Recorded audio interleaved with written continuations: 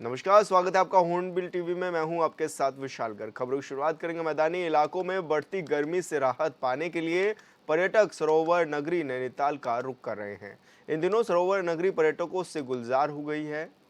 देखिए।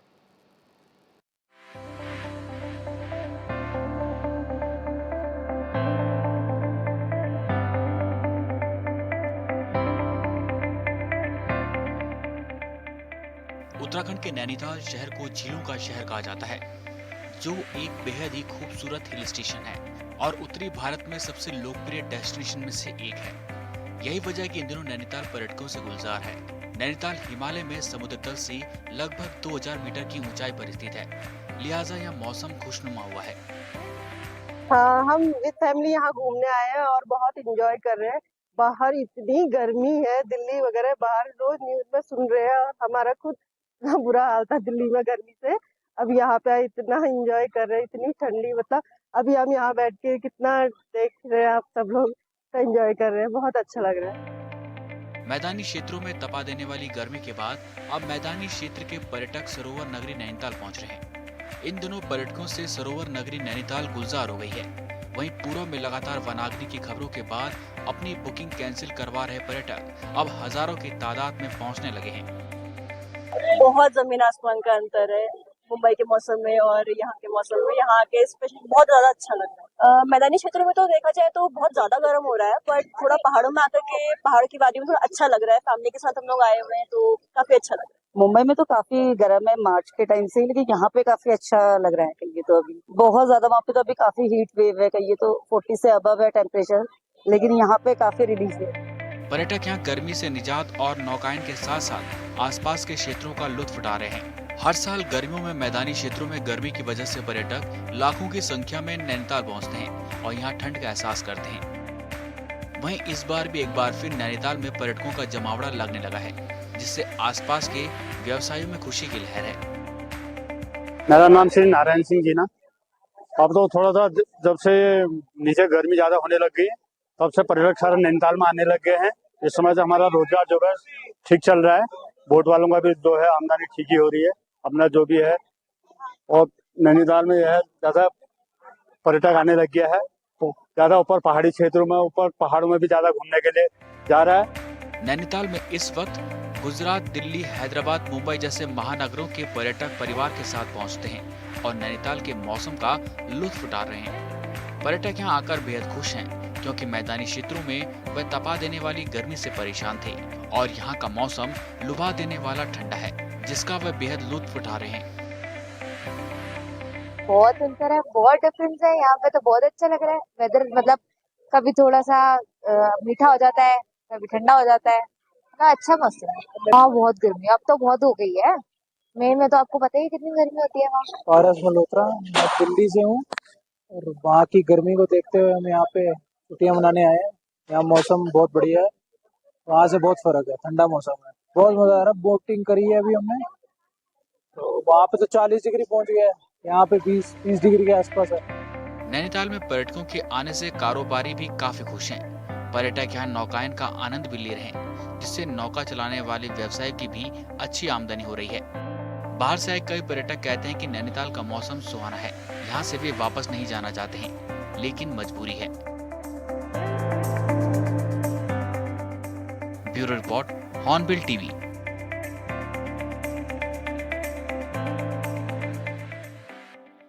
उत्तराखंड में मौसम विभाग ने शनिवार और रविवार को बारिश का अलर्ट जारी किया है। मौसम विभाग ने ओलावृष्टि के साथ साथ आकाशीय बिजली का भी अलर्ट जारी किया है। उत्तराखंड मौसम निदेशक विक्रम सिंह ने बताया कि 2 दिन राज्य के ज्यादातर हिस्सों में बारिश के आसार हैं, जबकि प्रदेश के 4000 मीटर से ऊंचाई वाले क्षेत्रों में 13 मई तक बर्फबारी की भी संभावना है।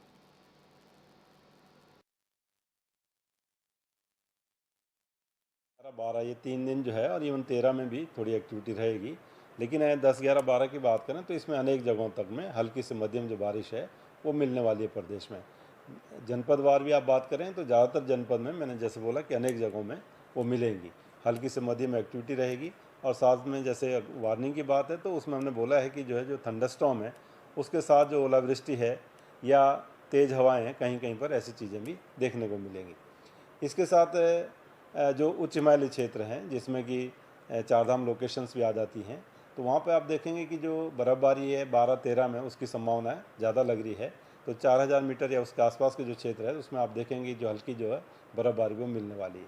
तो कहीं ना कहीं जो तीर्थ यात्री है तो थोड़ा तैयारी से जाएं, क्योंकि तापमान काफ़ी कम रहेंगे और इसके साथ साथ जो बारिश से बचने के लिए भी थोड़ा बहुत इंतजाम होना चाहिए, वो तैयारी भी वो करके जाएंगे।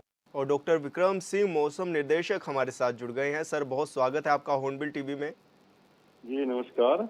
सर, आपसे जानकारी लेना चाहेंगे कि प्रदेश में किस तरह का मौसम अब आगामी दिनों में रहने वाला है। बिल्कुल अभी 2 दिन अगर बात कर रहे हैं आज और कल के लिए, तो थोड़ी एक्टिविटी बिल्कुल अभी जारी रहेगी। हालांकि ऐसा नहीं है कि दिन रात रहेगी, थोड़ी जी। जो मैं कहूँगा कि जो थंडरस्टॉर्म टाइप एक्टिविटी है वो रहेंगी, आज भी है और कल भी है। जी। पहाड़ों में बात करें तो अनेक जगहों तक भी वो एक्टिविटी रहने वाली है। जी। कोई लोकेशन पे आप कह सकते हैं कि ठीक है 1 से 2 घंटे एक्टिविटी चलती है आज तक, उसके बाद साफ भी हो जाता है। और जो उच्च हिमालयी क्षेत्र तो उसमें संभावना की थोड़ी बहुत बर्फबारी की जो है 4000 मीटर या उसके आसपास तक के क्षेत्र हैं वो रहेंगी थोड़ी बहुत। तो यही है कि हमने बोला था कि जो यात्री जाएंगे उनको थोड़ा अपने जो गर्म कपड़े हैं उसको ठीक से तैयारी से जाएं, या बारिश से बचने के लिए भी थोड़ा जो इंतजाम एक होना चाहिए आपके पास वो रखें। बाकी कोई दिक्कत नहीं है, बिल्कुल यात्रा में जा सकते हैं।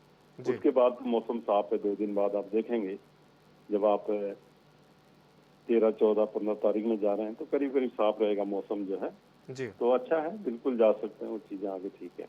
जी जी। सर, बड़ी संख्या में क्योंकि पर्यटक भी पहुंचते हैं उत्तराखंड में, तो उनको किस तरह से सतर्क रहने की ज़रूरत है ऐसे में, क्योंकि जैसा कि आप मान रहे हैं कि आकाशीय बिजली और ओलावृष्टि भी हो सकती है प्रदेश में।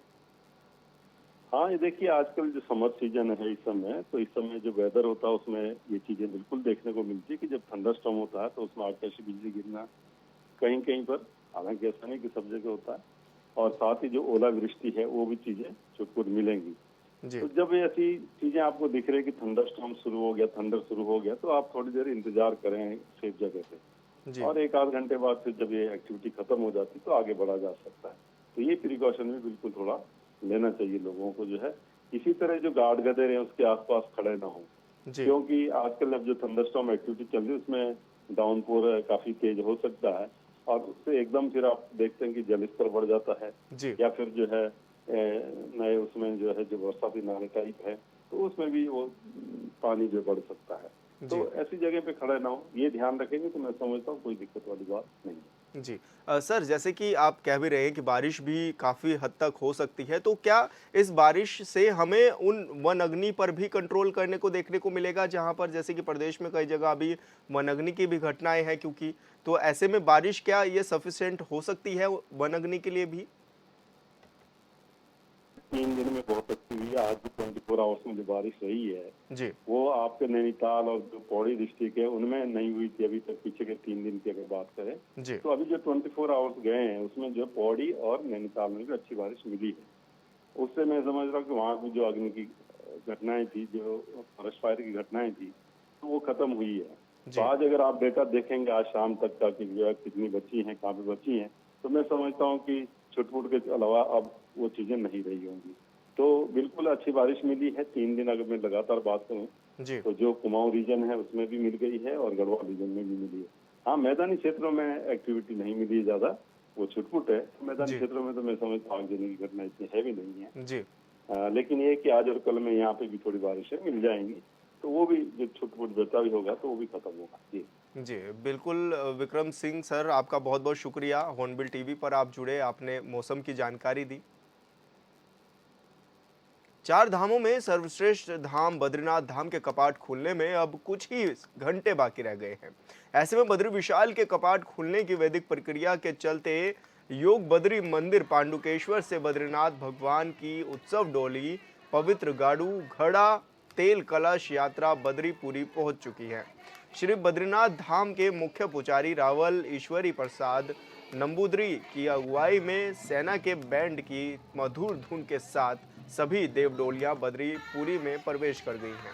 वहीं केदारनाथ मंदिर समिति ने धाम में यात्रा तैयारियों को अंतिम रूप भी देना शुरू कर दिया है। मंदिर को गेंदा फूलों से सजाया गया है और साथ ही चंपा चमेली के फूलों से भी मंदिर को सजाया गया है। बता दें कि रविवार को ब्रह्म मुहूर्त में देव डोलियों मंदिर के गर्भगृह में प्रवेश करेंगी। इसके साथ ही सुबह 6 बजे शुभ मुहूर्त में विधि विधान के साथ बद्रीनाथ धाम के कपाट श्रद्धालुओं के लिए खोल दिए जाएंगे।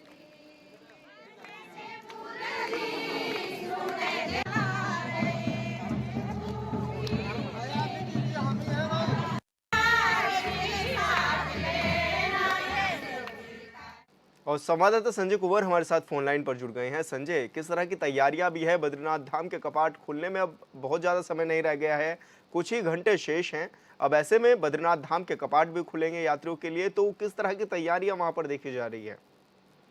विशाल जी, देखिए 3 धामों के कपाट खुल चुके हैं और अब जो श्रद्धालु हैं सबकी निगाहें जो भू वैकुंठ धाम है, श्री बद्रीनाथ धाम, उस पर लगी हुई है। और अब चंद घंटों का फासला जो है श्री हरिनारायण और श्रद्धालुओं के बीच रह गया। इसको लेकर जो बद्रीनाथ केदारनाथ मंदिर समिति है उसको भी अपनी तैयारियों को अंतिम रूप देने पे जुटा हुआ। आप देख रहे हैं जो बद्रीनाथ मंदिर का सिंह द्वार है वो बिल्कुल अभी जो सजावट चल रही है, गेंदे जो पुष्प होते हैं, गेंदे के पुष्प, चंपा चमेली के पुष्प, उनसे जो है सिंह द्वार की जो आभा जो है चमक रही है। और देर शाम तक जो है पूरा मंदिर परिसर जो है अपनी पुष्पों से जो है अपनी चमक बिखरेगा। इसके साथ ही जो वैदिक परंपराएं कपाट खोलने को लेकर जो शंकराचार्य जी के समय से चली आ रही है, उसके तहत आज पांडुकेश्वर से भगवान उद्धव और कुबेर जी की डोली जो है पवित्र जो तेल कलश होता है जो भगवान के श्रृंगार में काम आता है, उसके साथ जो है बद्रीपुरी पहुंच गई है। बद्रीपुरी में काफी खुशनुमा मौसम बना हुआ है, श्रद्धालु लगातार बद्रीपुरी पहुंच रहे हैं और कल सुबह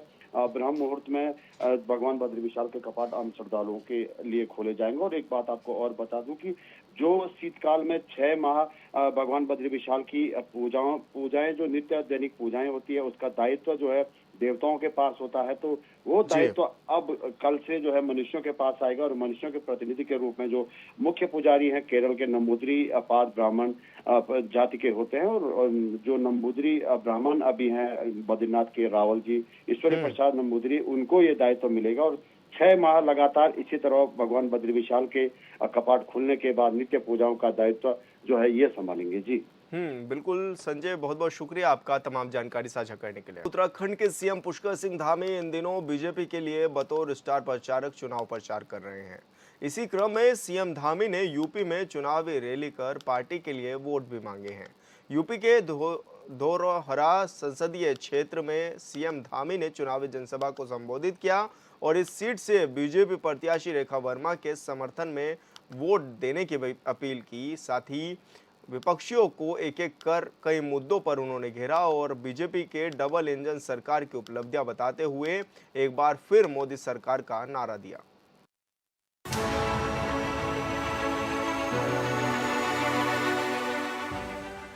बीजेपी के स्टार प्रचारक और उत्तराखंड के सीएम पुष्कर सिंह धामी दूसरे प्रदेशों में जाकर लगातार चुनाव प्रचार कर रहे हैं और पार्टी प्रत्याशी को जिताने की अपील कर रहे हैं।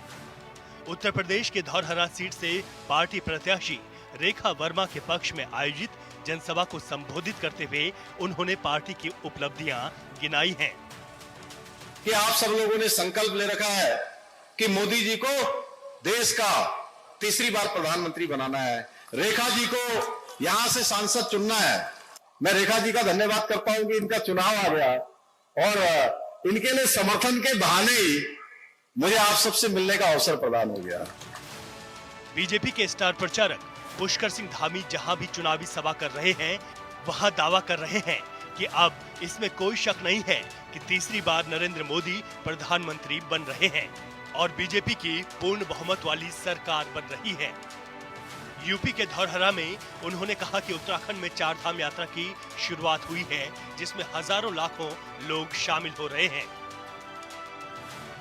अक्षय तृतीया का दिन है, भगवान परशुराम जी की जयंती है और आज एक बड़ा शुभ दिन है। उत्तराखंड में आज से 4 धाम यात्रा शुरू हो रही है और प्रातःकाल 4 बजे से मैं आज भगवान केदारनाथ जी के कपाट खुलने के समय पर वहां उपस्थित हुआ और उपस्थित होने के बाद मेरा पहले से ही कार्यक्रम था और बहुत दिनों से मैं सोच रहा था कि आप सब लोगों से आकर यहां मिलूं मेरे बहुत सारे मित्र हैं, अभी प्रेम प्रकाश अग्निहोत्री पंचम जी वहां से नारा लगा रहे थे, अभी रेखा जी कह रही थी पंचम जी वहां खड़े हैं, शुक्ला जी भी बता रहे थे।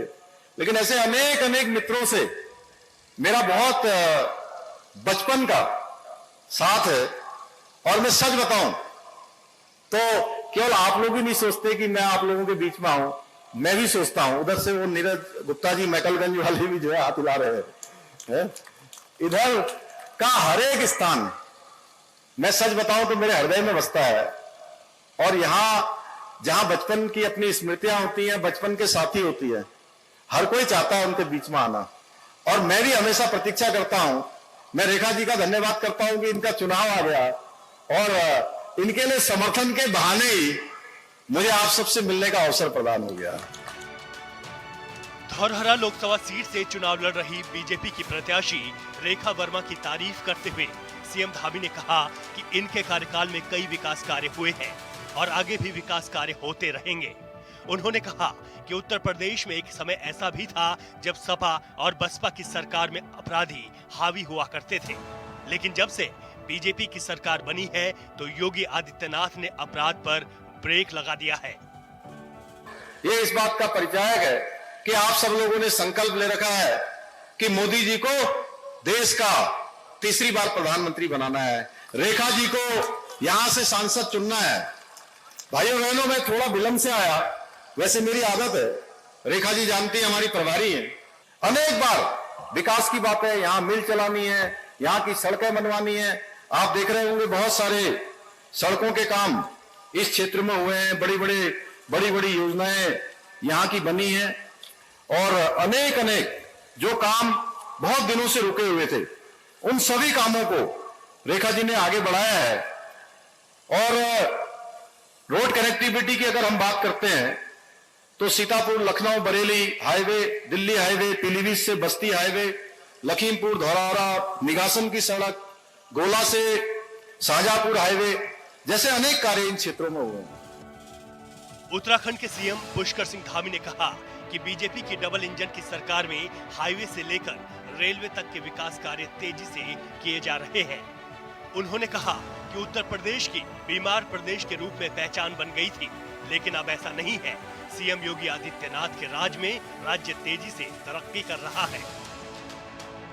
हमको सब पता है, सब लोग जानते हैं, जब सपा और बसपा की सरकारें होती थी तो उत्तर प्रदेश में बहन बेटियों की सुरक्षा खतरे में होती थी। सत्ता के संरक्षण में पलने वाले माफिया किस प्रकार से अपराध करते थे, किस प्रकार से वसूलियां करते थे, तुष्टीकरण की राजनीति करके जगह जगह दंगे होते थे।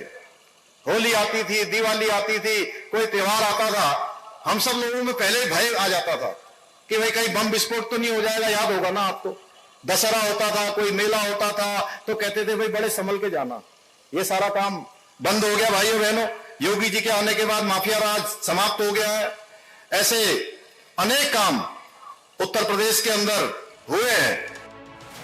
पुष्कर सिंह धामी ने कहा कि पहले लोग कहते थे कि जम्मू कश्मीर से आर्टिकल 370 खत्म किया गया तो खून बहेगा, लेकिन पीएम मोदी के नेतृत्व में उसे भी खत्म कर दिया गया और कुछ नहीं हुआ। उन्होंने कहा कि इंडिया गठबंधन के लोग राम मंदिर निर्माण पर भी सवाल उठाने से बाज नहीं आते हैं। कितने सारे निर्णय लिए गए हैं, एक के बाद एक निर्णय लिए गए हैं, जिनके बारे में कोई सोचता भी नहीं था, वो निर्णय लिए गए। कश्मीर के अंदर धारा 370 हटना यह कोई सामान्य बात नहीं है। लोग कहते थे कि कश्मीर के अंदर से धारा 370 हटेगी तो खून की नदियां बह जाएंगी।